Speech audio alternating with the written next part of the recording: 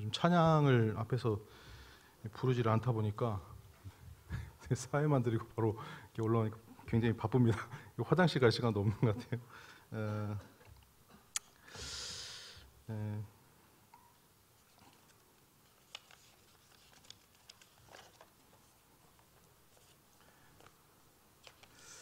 오늘은 그 말씀을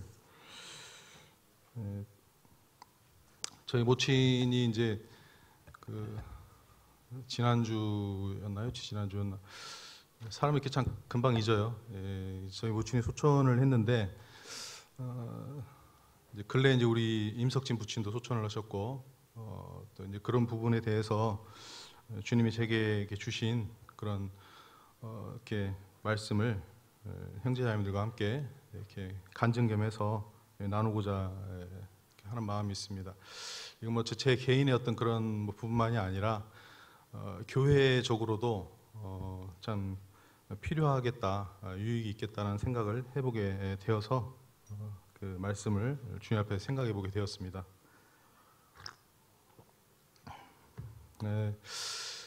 저희 이제 저희 교회에 이제 많은 분들이 소천을 하셨죠. 그동안 장례식도 많이 가고 이제 그러면서 죽음에 대한 그 부분이 저희들에게는 어떤 면에서는 뭐 두려움이라든지 또 죽음이 저희들에게 어떤 불행이 아니죠.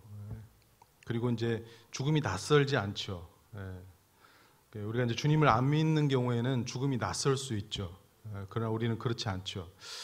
그런데 가족이 죽음을 당하니까 좀 또 다르더라고요. 우리가 뭐 주변에서 어떤 사건이 일어날 때 저 서울에서 무슨 사건이 일어났다 그러면 좀 멀게 느껴지잖아요. 근데 전주에서 무슨 어떤 사건이 일어났다 그러면 더 심각하게 느껴지는 것처럼 제게 이제 그 어머니가 저희 모친이 죽었다는 사실에 대해서 소천했다는 사실이 저게 굉장히 실제적이고 죽음에 대해서 참 진지하게 생각해 보게 되는 그런 참 계기가 되었습니다. 옆에 있었는데 방금 전까지 옆에 있었는데 내 가족이었는데 이제 안 보이는 거예요.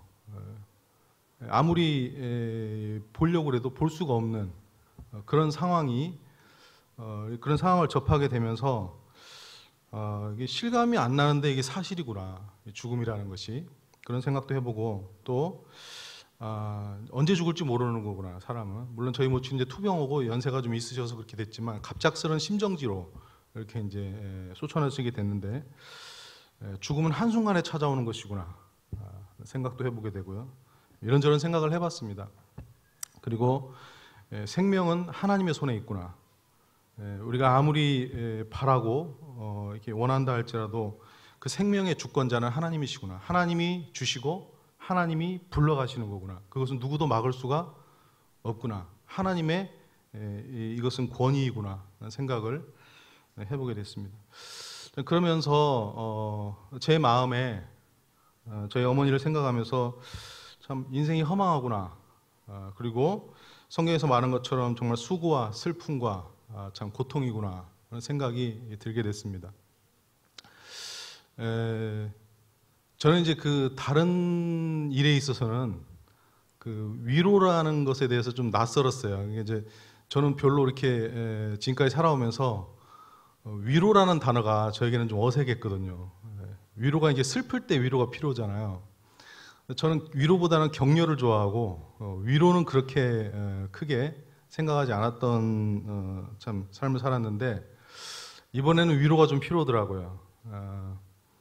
왜 그러냐면 이제 저는 괜찮은데 저희 모친이 너무나 고생을 했기 때문에 그 지난 날의 생각이 자꾸 떠오르는데 제 마음에 위로가 필요하더라고요. 그래서 주님께 기도하고 말씀을 묵상하던 중에 천국에 대해서 좀 생각을 해보게 됐습니다. 저희 모친의 지난날의 삶을 이렇게 돌아보면 뭐 지금은 그렇지 않지만 이전에는 굉장히 가난하셨고 많은 고통과 갈등과 또 이제 제가 이제 외아들이잖아요. 저를 결혼시키고 나서 혼자서 지내셨을 그 수많은 나날들, 그리고 마지막 말년에 그 2년여의 그 암투병을 통해서 가지셨던 그 수없는 고통과 그 어려움들, 그리고 돈이 있으면서도 쓰지 못하고 살았던 그 많은 그 궁핍한 그런 삶들, 이런 것들을 참 돌아보게 될 때 제 마음에 참 뭐가 보상이 안 되더라고요. 그래서 천국에 대해서 지금 천국에 갔기 때문에 천국에 대해서 주님 앞에 생각을 해보게 됐습니다. 요한계시록 말씀을 한번 같이 보시겠습니다. 요한계시록 21장입니다.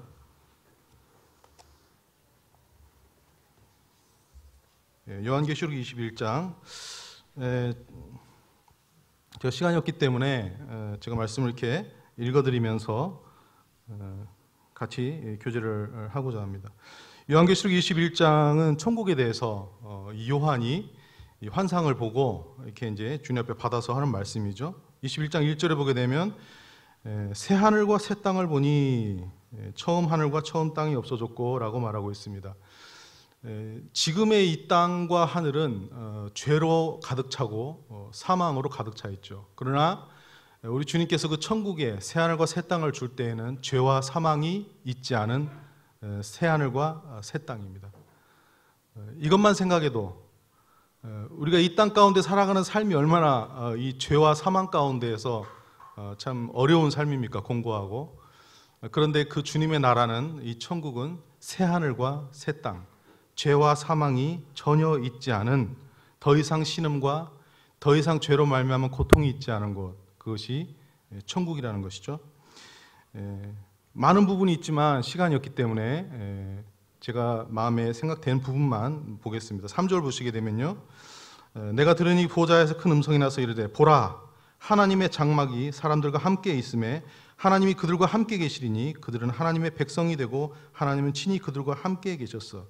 여기 주로 등장하는 단어가 하나님, 그리고 하나님이 함께라는 말이 많이 등장해요. 그리고 친히. 우리는 이 땅에서 가장 행복할 때가 어느 때입니까? 하나님이 나와 함께 하실 때죠.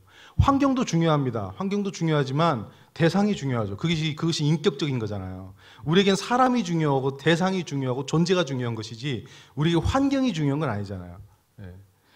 하나님, 가장 온전하신 분, 가장 완전하신 분, 가장 사랑이신 분, 그분이 나와 함께 하신다는 거죠. 어떻게? 친히. 그 주님의 나라에 우리가 가게 되면 하나님과 그렇게 우리가 친밀하게 함께 하게 될 것입니다. 그리고 4절을 보게 되면요, 모든 눈물을 그 눈에서 닦아주시니. 천국은 눈물이 없는 곳이죠. 근데 여기서 눈물을 닦아주신다는 걸 여러 부분에서 볼 수 있지만 저는 그렇게 보이더라고요. 천국에 들어갈 때 가장 먼저 하는 게 뭐냐? 눈물을 닦아주는 거예요. 이 땅에서의 여기 보니까 다시는 사망이 없고 애통하는 것이나 곡하는 것이나 아픈 것이 다시 있지 아니하리니. 우리가 이 땅에서 겪는 것들이잖아요. 많은 고통과 아픔과 그로 인한 그 수고와 그런 눈물, 그 눈물을 주님께서 마지막으로 닦아주시고 더 이상 그런 것들이 없는 그 나라. 그럴 때 생각해 봤어요. 지난날에 그 모든 아픔과 이 땅에서의 수고와 슬픔이 있다 할지라도 그때 주님이 눈물을 닦아주실 때 우리가 그 모든 것들이 다 갚고도 다 해소되고도 남음이 있겠구나 하는 생각이 들었습니다. 우리가 신앙은 이렇게 해석하는 게 맞잖아요. 신앙을 어렵게 해석하고 신앙을 힘들게 해석하고 하나님이 마치 부족한 것처럼 하나님이 나를 어렵게 하는 것처럼 그렇게 성경을 해석해서는 안 되겠죠. 그리고 마치 그 가시밭길을 내가 혼자 내가 나의 의로 걸어가는 것처럼 그렇게 해석하는 거 아니잖아요. 그래서 하나님께서 이 모든 것들을 다 닦아주시고 다시는 눈물이 있지 않은 그 천국에 가게 될 때 우리는 모든 것을 다 씻기고도 다 갚고도. 그래서 로마서에 보게 되면 장차 올 그 영광과 좋게 비교할 수 없도다, 그런 말씀이 있죠. 우리를 신령한 몸으로 부활시켜 주시고 다시는 고통도 없고 아픔도 없고 질병도 없고 사망이 없는 그런 몸으로 우리를 부활시켜 주셔서 주님의 나라에 데리고 가시는 이런 부분을 생각해 보게 되고요. 또 그리고 7절에 보게 되니까 이기는 자는 이것들을 상속으로 받으리라. 나는 그의 하나님이 되고 그는 내 아들이 되리라. 상속자로 이 모든 것을, 하나님의 모든 것을 우리에게 주시는 상속자, 그의 가장 걸맞는 관계가 하나님과 아버지와 아들의 관계. 이보다 더 가깝고 이보다 더 친밀하고 이보다 더 인격적인 관계가 어디 있겠습니까? 지금도 우리가 하나님과 자녀의 관계인데 그 나라에 가서는 정말 더 분명한, 확실한 그런 관계가 될 거라는 것을 생각해 보게 됩니다. 그리고 8절에서 21절까지를 보게 되면요, 그 9절에서 21절까지를 보게 되면 이 천국의 이 크기, 뭐 천국의 이 넓이가 어떠냐, 뭐 이런 부분도 나오고 또 그 각가지 그 보석들이 다 나옵니다. 사실은 근데 성경에서 이것을 다 표현하지는 못하죠.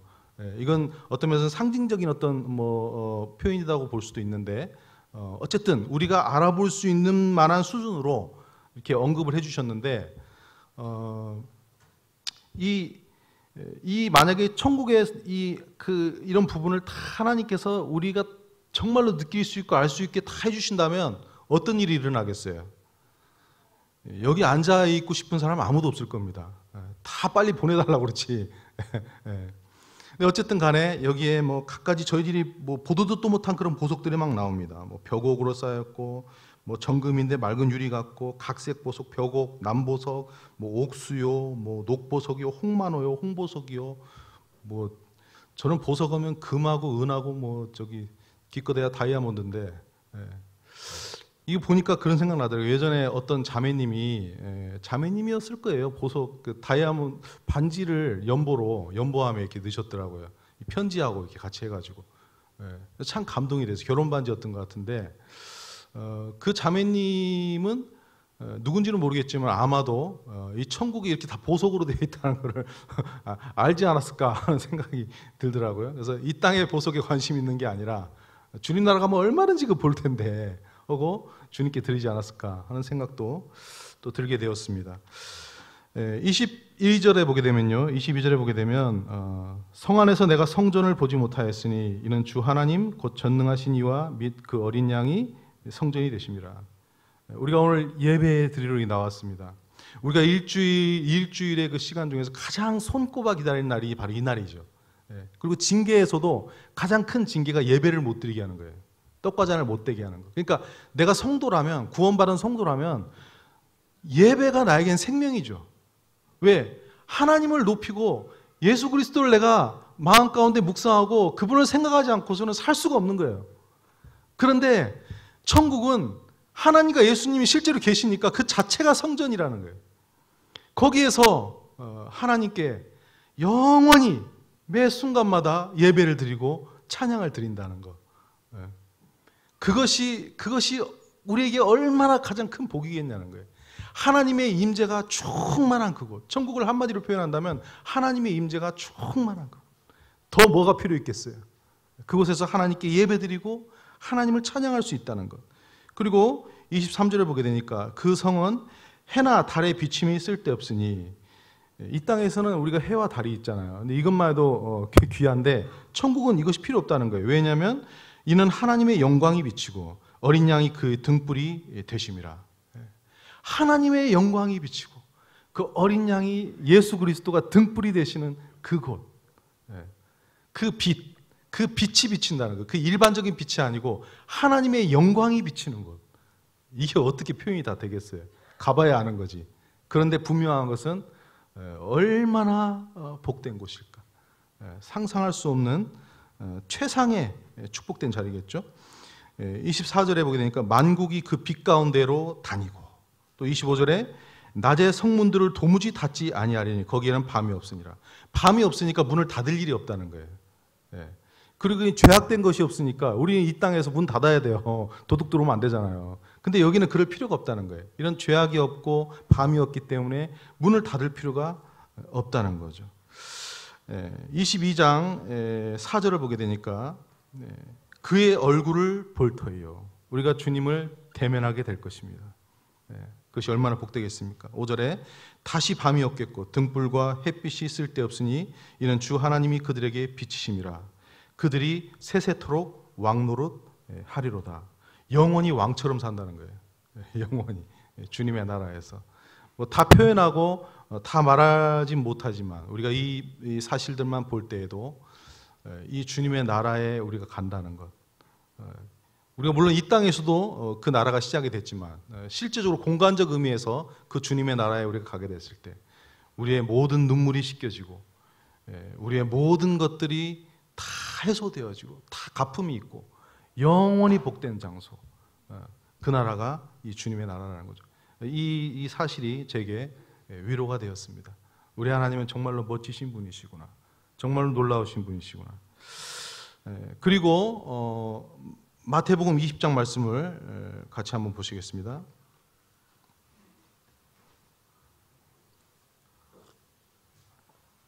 마태복음 20장 말씀은 천국에 대한 그 비유를, 천국의 원리라고 해야 되나요? 하나님 나라의 원리에 대한 그 비유를 말씀하고 있습니다. 이 말씀도 주님 앞에서 묵상해 보게 되었습니다. 저는 우리 형제자매들이 아시겠지만 저희 모친을 위해서 기도를 많이 했어요.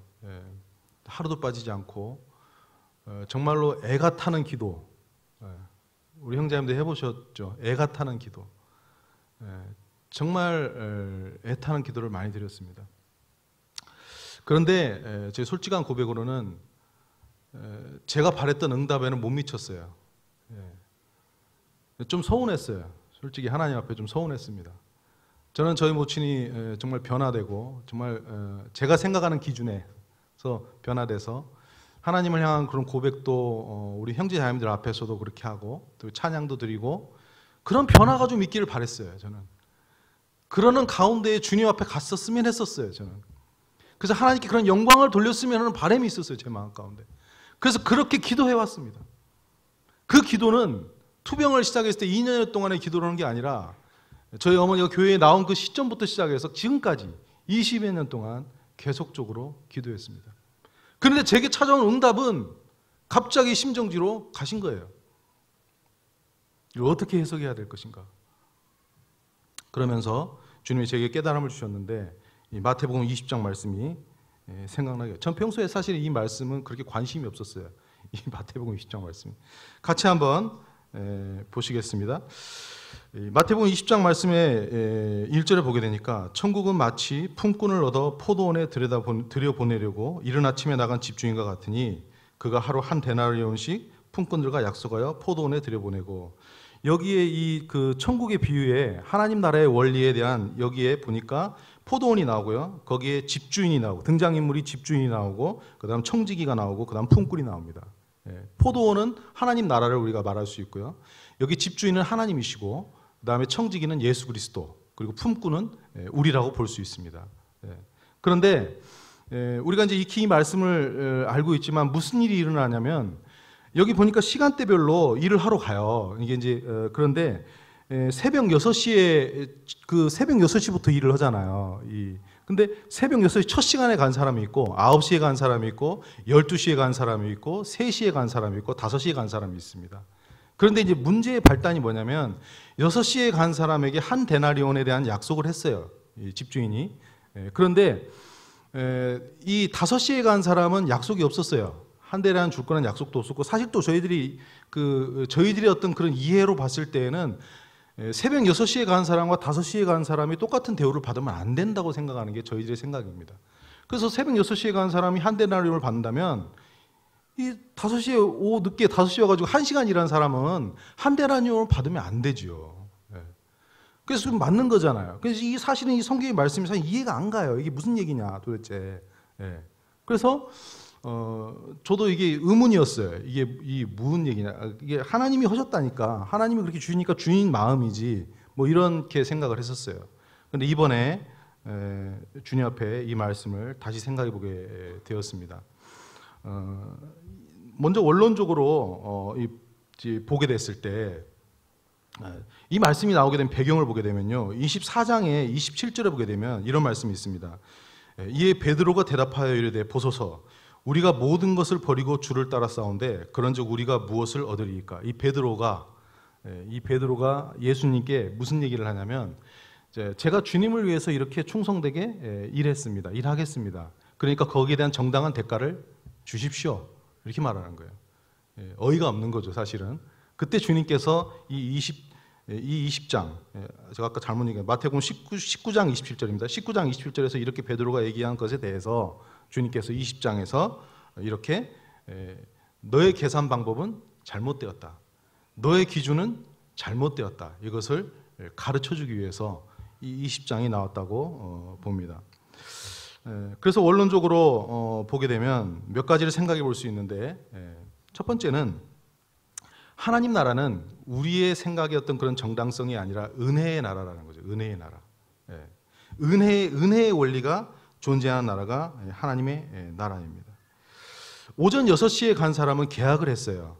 여기 이제 말씀에 보게 되면은 그 20장 2절에 보게 되면요, 그가 하루 한 데나리온씩 품꾼들과 약속하여 포도원에 들여보내고 이렇게 나와 있어요. 그러니까 제일 첫 시간에 간 사람은 주인과 계약을 합니다. 내가 이만큼 이럴 테니까 이만큼 주십시오. 그래서 한 데나리온이라는 계약을 하고 들어갑니다. 그런데 이 3절에 보게 되니까 3절, 4절, 5절 보면 제3시 9시에 들어간 사람이라든지 뭐 12시에 들어간 사람이라든지 뭐 오후 3시에 들어간 사람까지는 한 데나리온을 주겠다는 약속이 없어요. 그 약속을 하고 들어간 게 아니라 내가 상당히 주리라, 이런 약속을 합니다. 이 4절에 보면 그렇게 나오죠.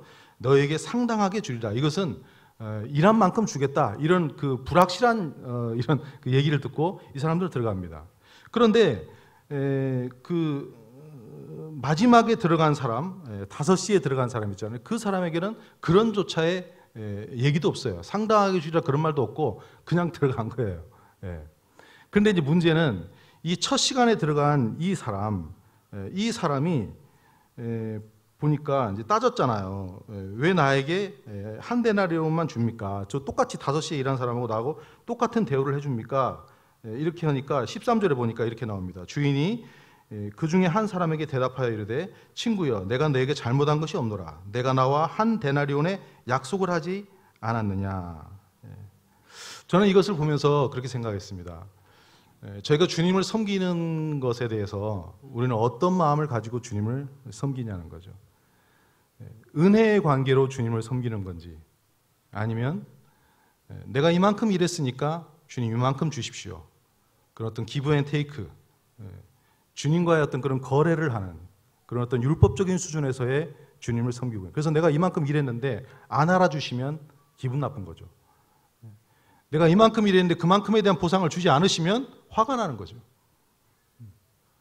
그건 주님의 나라의 원리가 아니잖아요. 왜냐하면 포도원에 주님의 나라에 들어갈 수 있었다는 것 자체만으로도 은혜죠. 우리는 거기에 들어갈 수 있는 그런 가치가 있는 사람이 아니었죠. 그런데 주님께서 우리를 거기에 들어가게 하셨죠. 그리고 거기서 일을 할 수 있다는 것. 사실 한 데나리온 받아도 감지덕지한 거죠. 그리고 그것이 중요하지 않습니다. 왜 그러냐면 하나님을 섬길 수 있다는 것 자체가 우리에게는 보상받은 거잖아요. 이미. 어떻게 우리가 하나님을 섬깁니까?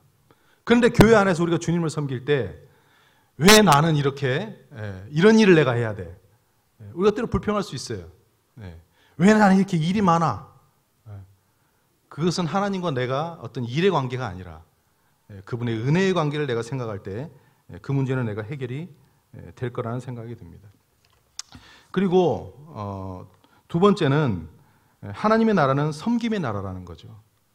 그래서 이 포도원은 일하는 곳이죠. 우리가 구원받고 잘못된 생각을 하는 게요, 노는 줄 알아요. 이 세상에서 힘들게 살다 왔는데 교회까지 와서 내가 이렇게 충성해야 하냐. 구원은 방종이 아니죠. 우리에게 주신 자유는 방종하라고 주신 자유가 아니죠. 우리는 충성돼야 되죠. 주님의 나라를 위해서 우리는 열심히 일을 해야 됩니다. 포도원은 일하는 곳입니다. 그리고 내가 어떤 면에서는 먼저 와서 일을 했다면 어떻게 되죠? 그 나중에 와서 그 일한 사람을 도와줘야죠. 그런데 왜 나하고 똑같이 돈을 받냐고 따질 문제가 아니라 섬겨야 하잖아요. 그래서 나중에 온 사람을 내가 섬기려고 하는 마음을 가져야겠죠. 교회는 그런 곳이잖아요. 그래서 연약한 어떤 성도가 있으면 그 성도를 섬기고 싶어하는 마음을 가져야지. 예. 여기 봐서 보니까 뭐 주님도 제대로 못 섬기는 것 같고 일도 못하는 것 같은데 예. 뭐 왜 나하고 똑같은 대우를 받습니까? 예. 뭐 어느새 집사가 됐어? 뭐 이렇게 한다든지 그런 거 아니잖아요. 예. 저희들이 지금 캠프장을 지금 이렇게 주님 앞에 기도하고 하고 있는데 이게 뭐겠어요? 이게 5시에 온 사람들, 5시에 들어오는 우리 청소년들, 그 사람들 챙기려고 하는 거잖아요. 그런데 나중에 가서 보니까 우리보다 막 저 좋은 대우를 받는 것 같아. 예. 막 그러면 막 부화가 나고 화가 나고 그러면 되겠냐는 거예요. 하나님의 나라는 섬기는 나라라는 거죠. 그 섬김 속에서 우리가 기쁨을 취하는 것. 그것이 하나님. 그래서 이게 우리와 하나님과 생각이 다르다는 거죠. 예. 예. 그리고 이 하나님의 나라는 영혼을 보는 나라라는 거예요. 영혼의 중심 있는 나라. 이 6시에 일을 한 사람이 5시에 온 사람의 그 임금과 어떤 동일한 것에 대해서 따질 게 아니라 왜 5시에 왔을까? 여기 보니까 5시에 그 일하러 온 사람을 주인이 이렇게 물어봐요. 너 왜 지금까지 이렇게 일을 안 하고 있냐, 놀고 있냐? 이렇게 물어보니까 불러주는 사람이 없어서. 그가 악한 마음을 가지고 일을 안 하려고 했던 게 아니라 불러주는 사람이 없었다는 거예요. 그럼 우리가 뭘 생각해 볼 수 있죠? 불러주는 사람이 없었다는 건 그가 건강하지 못했을 수 있습니다. 일을 할 만한 그런 체력이 안 되는 거예요. 그리고 인맥이 없었을 수 있어요. 그런 사람을 몰라가지고 그냥 혼자 외롭게 소외되고 앉아 있었던 거죠. 그래서 참된 주인을 만나지 못하고 그냥 그렇게 그 시간 동안 머무르고 애타하고 어떤 면에서는 처자식이 있었을 수도 있는데 그 처자식을 먹여 살려야 되는데 그 5시까지 기다렸던 그 사람의 마음을 이해할 수 있냐는 거예요. 그걸 생각할 수 있어야 되는 게 그게 하나님 나라라는 거죠. 왜 5시에 와서 왜 나하고 동일한 대우를 받아? 나는 이렇게 열심히 일했는데 이거 너무 맞지 않지 않습니까? 하나님이 우리에게 그런 은혜를 주셨나요? 그렇지 않죠. 주님은 우리에게 그런 은혜를 주신 내가 6시에 온 사람입니까? 사실 나도 어떤 면에서는 5시에 온 사람이에요. 그런데 언제부턴가 내가 6시에 왔다고 생각하고 있는지 주님은 그렇게 그 영혼의 피를, 그래서 저희도 지금 캠프장 하고 있잖아요. 저는 사실 지금까지 이 옹골 송초교회 가운데 함께 이렇게 주님을 섬기면서 배운 게 있어요. 그게 뭐냐면 즐기는 거예요. 그래서 저는 이렇게 이사 갈 때 저는 요즘에는 이게 반포장 안 하고 포장 이렇게 많이 하는데 저는 그게 별로 안 좋아요, 개인적으로. 저는 반포장이 좋습니다. 왜냐면 우리 형제자매들이 같이 와가지고 뭐라도 하나씩 날라주고 사실 뭐 나름 얼마나 나르겠어요, 짐을. 반포장은 다 하는 건데. 그런데 같이 와서 짜장면이라도 같이 하나 먹고 저는 이사는 신경이 안 써져요. 이사는 신경이 안 써지고 같이 와서 교제하고 같이 물건 하나라도 나르고 짜장면이라도 하나 먹는 거. 저는 그게 교회라고 생각합니다. 안 그런가요? 지금 저희들이 캠프장을 짓습니다. 어제도 우리 캠프장 추진위원 형제들 모여서 콩국수 맛있게 먹었습니다. 콩국수 먹고 웃고 떠들며 대화했습니다. 저는 거기에 돈을 써야 된다고 생각합니다. 캠프장을 짓는 데에도 돈이 필요합니다. 그러나 캠프장이 중요한 게 아니죠. 영혼을 위해서 우리가 캠프장을 짓는 거죠. 그러면 뭐죠?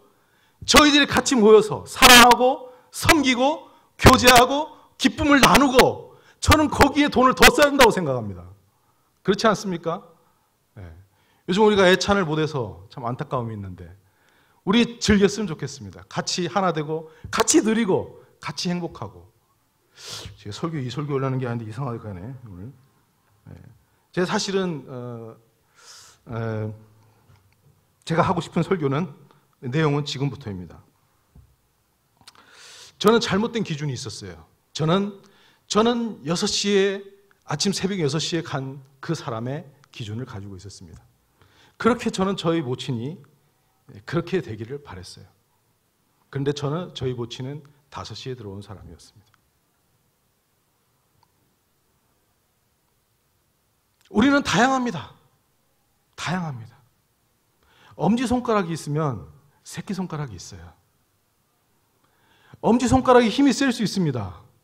그러나 새끼손가락이 힘이 약하다고 해서 쓸모없는 게 아닙니다. 서로 같은 겁니다. 서로 다 중요합니다.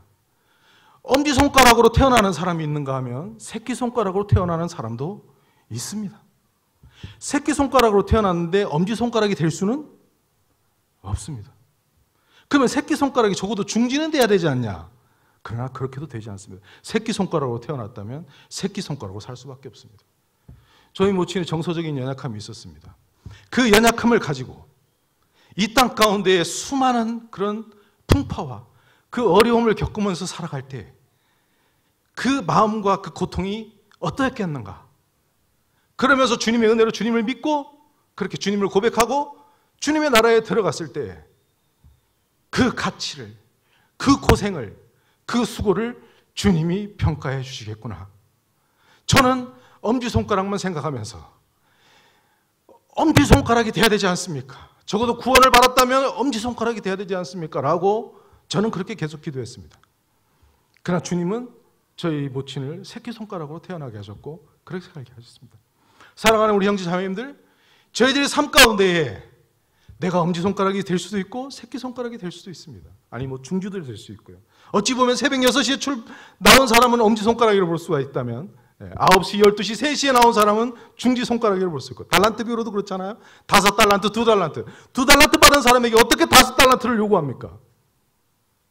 우리는 무리한 기준을, 획일화된 기준을, 다양성을 무시하고 살아가는 그런 세상적인 생각이 우리 가운데 육신적인 생각이 있다는 것. 제가 주님 앞에 그걸 깨달았어요. 그렇구나. 그러고 나서 이 교회를 보니까 얼마나 아름다운지. 집을 짓는데 창문만 있으면 집이 지어질 수가 없습니다. 모두가 다 창문이 되려고 하면 안 되죠. 머릿돌도 있어야 되고 벽돌도 있어야 됩니다. 그래야 집을 지을 수가 있죠. 나는 벽돌이 될 수도 있고 창문이 될 수도 있겠지요. 우리 모두는 그렇게 해서 우리의 공통된 목표가 뭐겠어요? 내가 벽돌인데 창문이 되고자 하는 게 목표도 아니고 내가 창문인데 벽돌을 무시하고자 하는 것도 나의 목표가 아니고 나의 목표는 포도원을 일구는 거죠. 주님의 나라를 일구는 게 나의 목표죠. 거기에서 내가 창문으로 쓰임을 받는다면 창문으로 쓰임을 받고 벽돌로 쓰임을 받는다면 벽돌로 쓰임을 받는 거죠. 거기에 따라서 벽돌이 됐든 창문이 됐든 엄지손가락이 됐든 새끼손가락이 됐든 주님은 그에 맞게 상급을 주실 것입니다. 천국에 가면 놀랄 일이 있을 거예요. 바울이 상급이 굉장히 많을 거라고 생각했는데 어쩌면 빛을 보지 못했던 연약한 사람이 바울보다 상급이 더 많을 수도 있다는 것입니다. 하나님의 나라는 우리가 생각하는 기준과 다르다는 것이죠. 그래서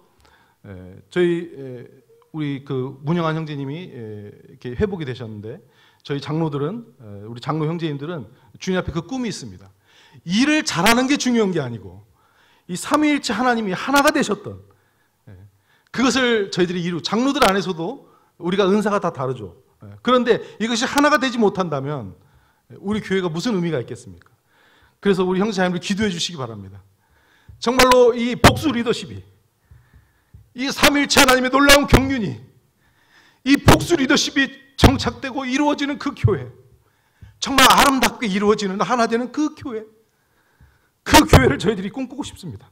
그리고 우리 사랑하는 우리 형제 자매님들 서로가 서로를 돌아보면서 내가 조금 잘났다고 해서 다른 사람을 판단하는 것도 아니고 내가 조금 못났다고 해서 시기하는 것도 아니고 서로가 감사하고 격려하고 도와주고 아름답게 주님 안에서 교회를 이루어가는 그런 아름다운 공동체, 우리 그런 주님의 교회로 주님께 영광 돌리고 나아가는 그런 복된 우리 참 옹골 송축교회 저희 자신들이 되었으면 좋겠습니다. 기도하고 마치겠습니다. 하나님 아버지 감사합니다. 저희는 얼마나 이기적인지요.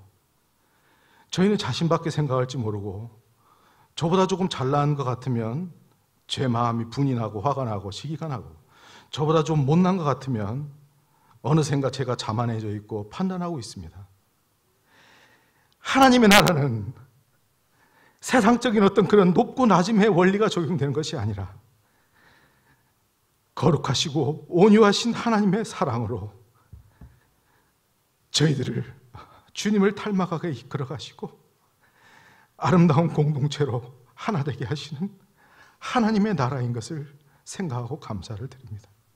주님, 저희들을 변화시켜 주시기를 원합니다.